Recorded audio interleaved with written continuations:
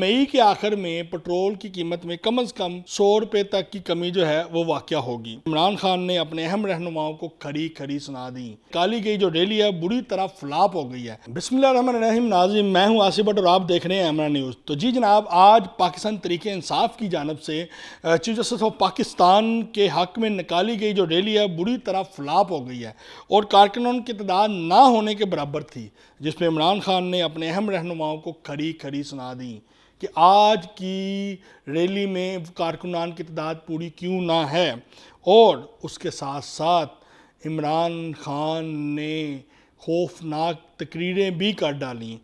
تو اس کا اظہار بھی انہوں نے، وہ جو کارکنان کی تعداد کم تھی اس کا اظہار بھی انہوں نے تقریروں میں کیا۔ مسلم لیگ نون اور ان کے اتحادیوں کو، حکومت کو ایک اہم کامیابی مل گئی ہے جی۔ کامیابی بڑی زبردست ہے کہ مئی کے آخر میں پٹرول کی قیمت میں کم از کم 100 روپے تک کی کمی جو ہے وہ واقع ہوگی، اور اس کے ساتھ ساتھ اور بھی جو چیزیں ہیں ان کی میں بھی کمی ہوئے گی، ڈالر میں بھی کمی ہوئے گی، ٹھیک ہے، اور گھریلو اشیاء میں بھی کمی ہوئے گی۔ یعنی کہ مہنگائی کو کنٹرول کرنے کے لیے مسلم لیگ نون ایک مہنگائی کے اوپر شب خون مارنے لگی ہے۔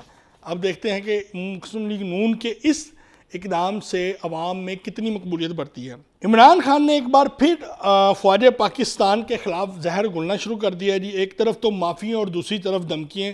پی ٹی آئی کے اہم رہنمان نے بھی عمران خان سے ہاتھ نہ رکھنے کا کہہ دیا ہے اور کہا ہے کہ جناب اس حد تک آگے نہ جائیں کہ آپ کے واپسی کے راستے نہ ہوں۔ دوسری جانب عمران خان کو لگ رہا ہے جلد ہی اس کو نااہل قرار دے کے اس کو گرفتار کر لیا جائے گا۔ اس بار فوج پاکستان کے افسران کے نک نیم لینے کی بجائے ڈائریکٹلی ان کے نام لے کر ان کے اوپر سنگین الزامات لگانے شروع کر دیے ہیں، اور ان کا کہنا یہ بھی ہے کہ ان کے اوپر قاتلانہ حملہ اور عرش شریف والا قاتلانہ جو حملہ ہے، جو قتل ہے، اور اس کے ساتھ ساتھ اور جو لوگوں کے سیاستدانوں کے اوپر تشدد کیا گیا ہے وہ فوج پاکستان کے ان افسران کی طرف سے کیا گیا ہے۔ فوج پاکستان میں پاکستان تحریک انصاف کے چیئرمین عمران خان کی طرف سے الزامات کے بعد انتہائی بے چینی پائی جا رہی ہے، اور عمران خان کا مقصد بھی یہ ہے کہ وہ بے چینی پھیلا کے ملک میں جو ہے انتشار اور بدمزگی پیدا کریں تاکہ ان کے خلاف ایکشن ہو اور وہ ہیرو بن جائیں۔ اور اس حوالے سے انہوں نے پورا پلان تیار کیا ہوا ہے کہ ملک کو کس طریقے سے